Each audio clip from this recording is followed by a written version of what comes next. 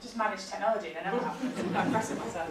I just wanted to show you that because that's a video that we often show to course reps. I think it was shown by my Met students as well to their course reps when they did some training at the beginning of the year. I suppose just to be honest about the way that we talk about partnership, the way that NUS comes to the table when we talk about it. I think it's quite interesting. I think people often think that partnership is quite a fluffy word and it's quite apolitical, and actually, hopefully that video tells you a little bit where we're coming from, that it's anything but. But I'm just going to talk a little bit today about where we come from partnership, sort of how we've got to it, and some of our expectations around partnership and how we're going to take it forward. Partnership is one of those terms, like I said, that everybody can get behind in principle. It sounds engaging. It's all about collaborating and working together. It sounds really lovely. But I think partnership is more like this quote from Quentin Crisp that we use on the front of our manifesto for partnership. It is explained that all relationships require a little give and take. This is untrue. Any partnership demands that we give and give and give, and at the last, as we flop into our graves exhausted, we are told that we didn't give enough. I think the interesting thing about this quote is less the sense of absolute exhaustion, although I do think if partnership isn't tiring, you're probably not doing it right. And I don't know about you, but I feel the need for Christmas coming along, so hopefully we're doing it right. Rather than the kind of, where am I? I've just lost my place there. So the absolute sense of absolute exhaustion, and that whole idea that if you're not exhausted, you're not doing it right, rather than the kind of petulance that Crisp is showing, he's basically saying that no matter how hard you work, it won't be appreciated. Really his problem is that he wants to be rewarded for how hard he's trying. His focus on himself as one element of the partnership obscures his ability to see the value of the partnership itself. I can't count the number of times I've been told that partnership is really challenging because students don't understand something, or don't turn up to meetings, or aren't taking any interest. And I could also list a few occasions where people have taken great pains to tell me how lovely and amazing it is to work with their students, and how overwhelmed they are at how great the student contribution is. And sometimes I think those people want a medal, and they want special student points and a badge that says, I talk to people outside of my office. And maybe that's untrue, but a great partnership is not about dissecting the student contributions and complaining that the other party isn't appreciating your efforts, or even about gushing about how nice it is to be in a partnership. A great partnership is like another quote from our manifesto, and this one's from Stillman. The secret is to gang up on the problem rather than each other. It's about recognising that higher education works best when everyone is working together, to grow as individuals and as a learning community, to share and extend knowledge and to affect change. In order to have partnership, you need to engage students. Now, student engagement is, of course, a huge policy priority and a practice that there is lots of evidence that it's really effective in keeping students on course and supporting academic success. And at its most basic level, student engagement can mean creating an independent study module in which students are de facto responsible for course content. Taken further, it can mean course leaders working with students to determine the shape and content of the curriculum. In some cases, it can mean students taking on the role in course delivery, and we've seen loads of examples of that, and it's fantastic. One example actually is an educational project in which students are supported to create their own open educational resources on feedback and assessment to be used to advise and mentor new students. And all of these things are really good, they're really interesting, and they're all really valuable. These opportunities carry outstanding benefits to students, but I'm not convinced necessarily that they're partnership.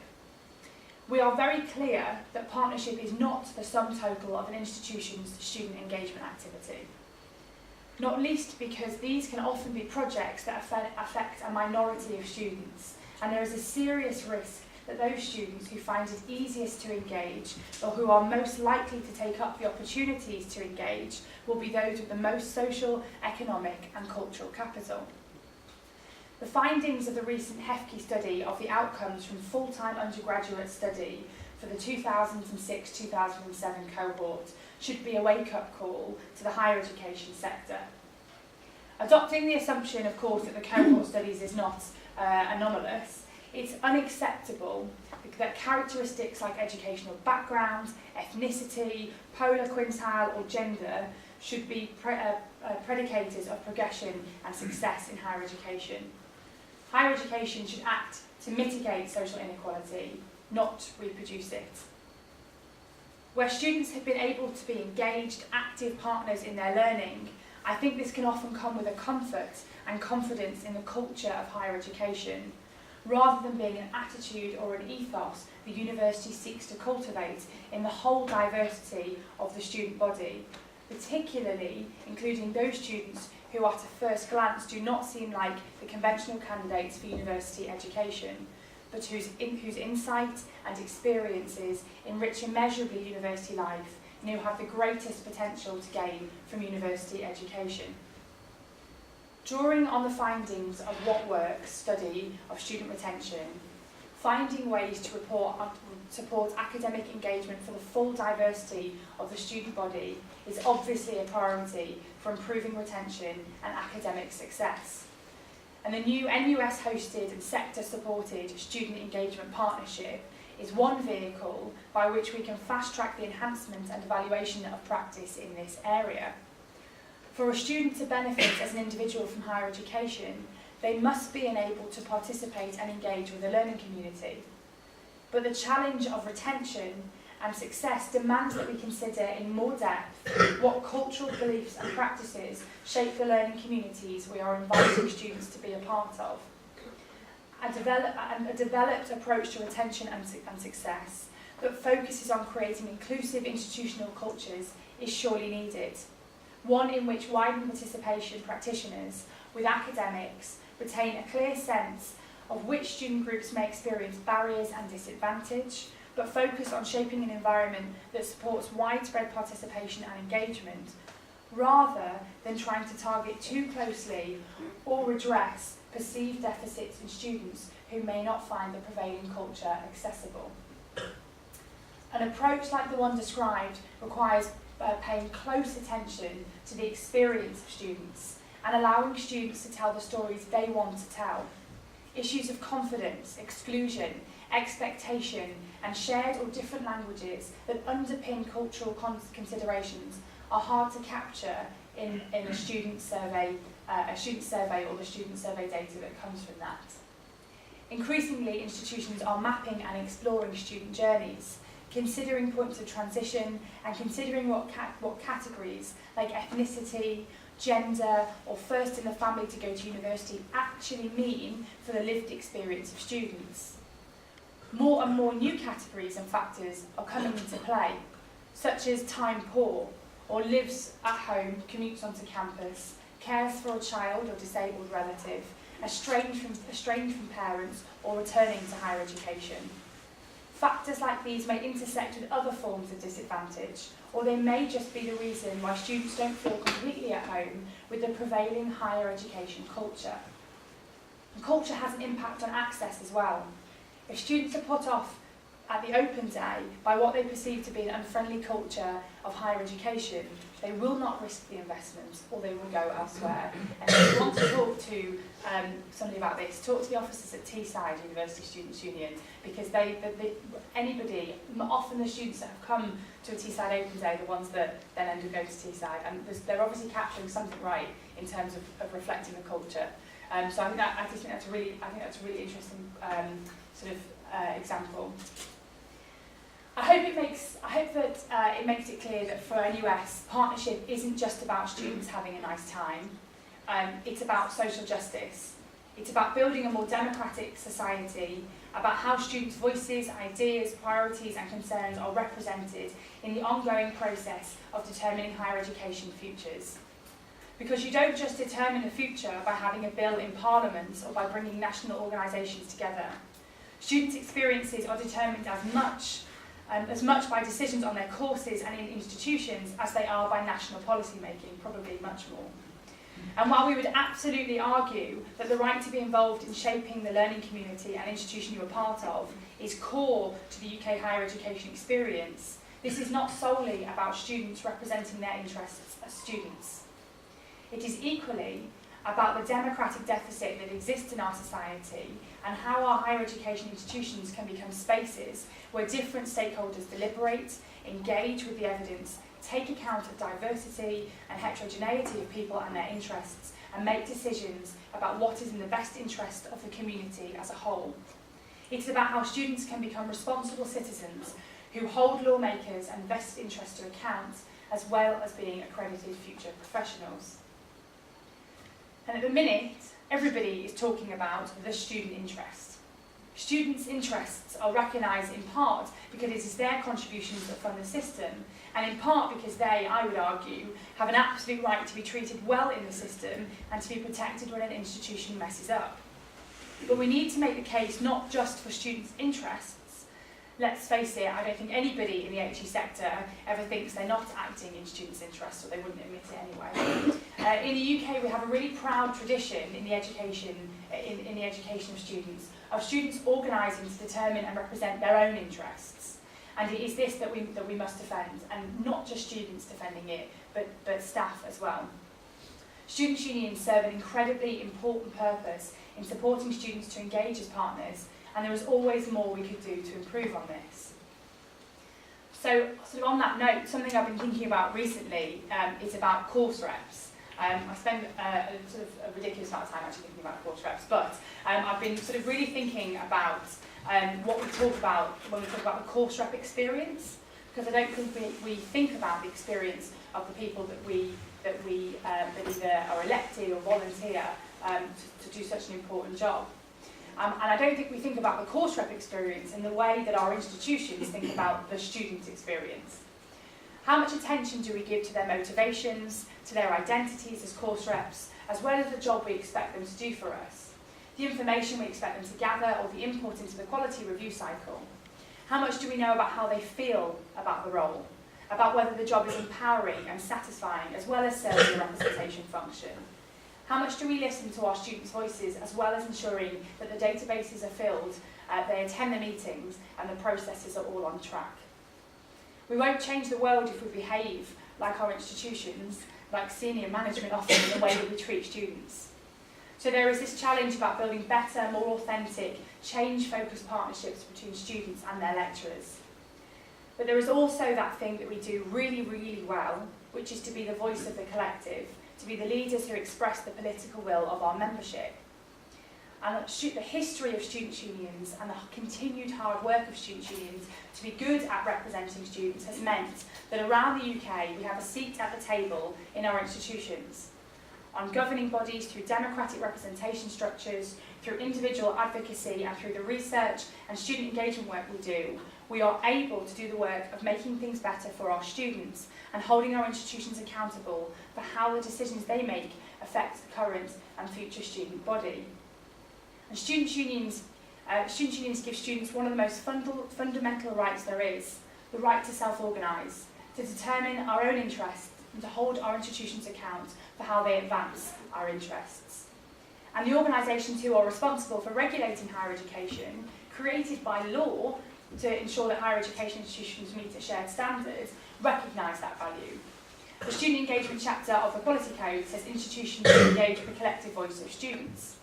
The Office for Fair Access asks institutions to report on how they have consulted students in creating their access and student success plans for the year ahead.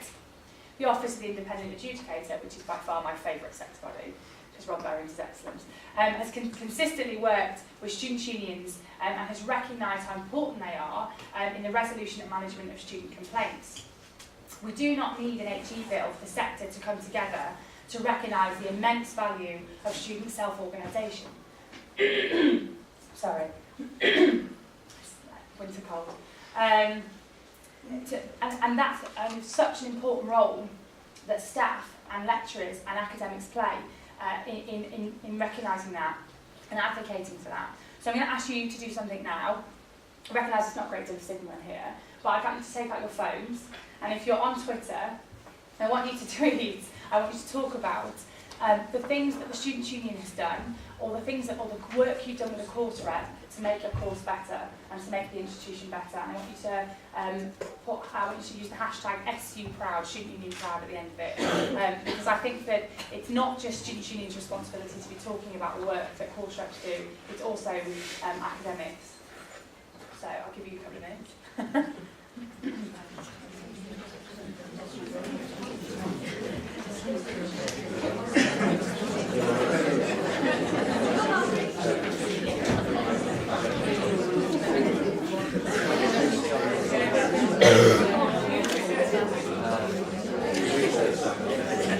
Can anyone give me an example of anything they've tweeted they're willing to?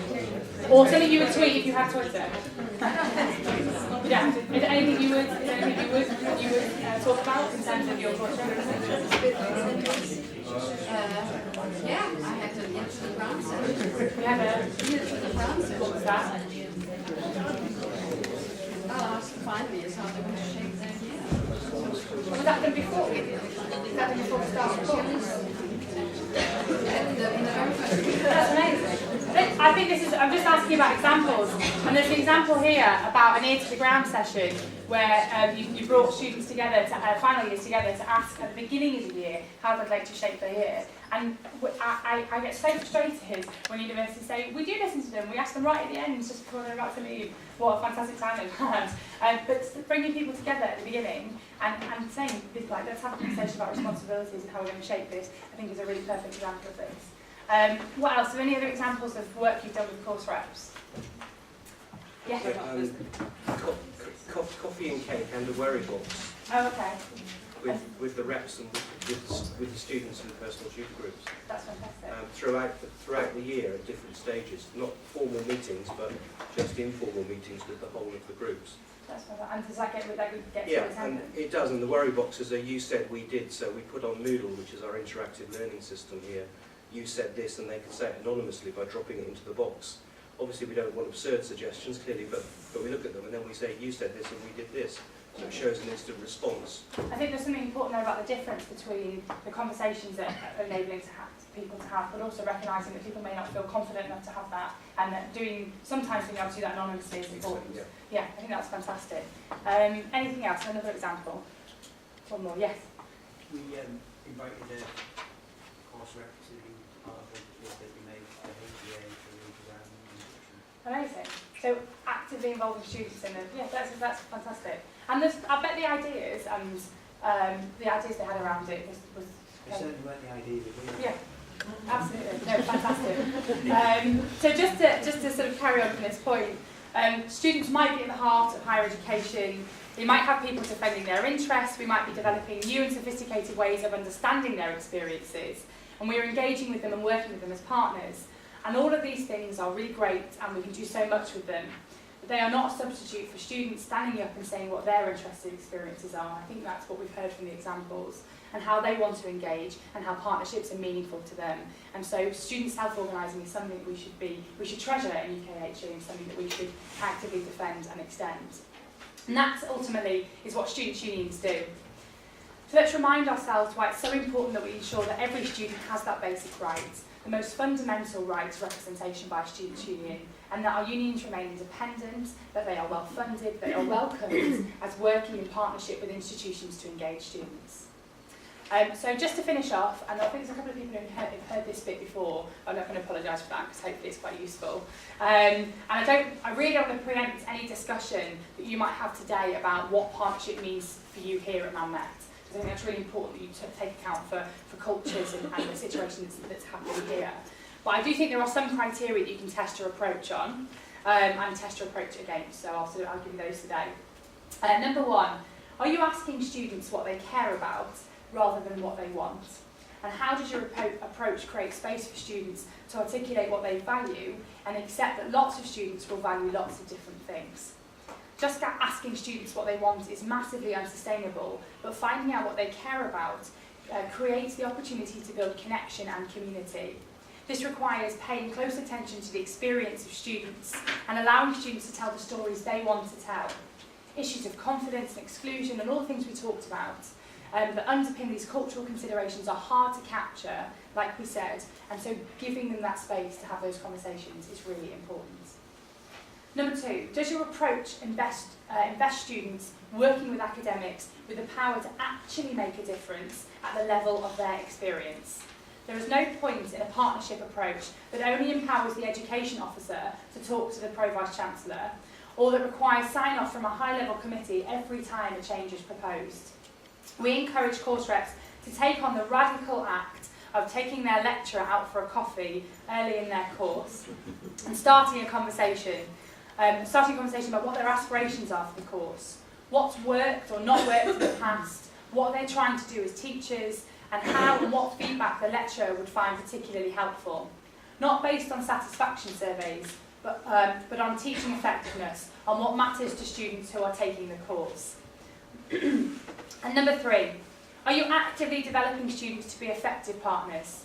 Just as student engagement offers new opportunities to students to shape their learning environment, it poses new challenges to academics to support students to become adept at associated expected behaviours, such as giving feedback that's useful.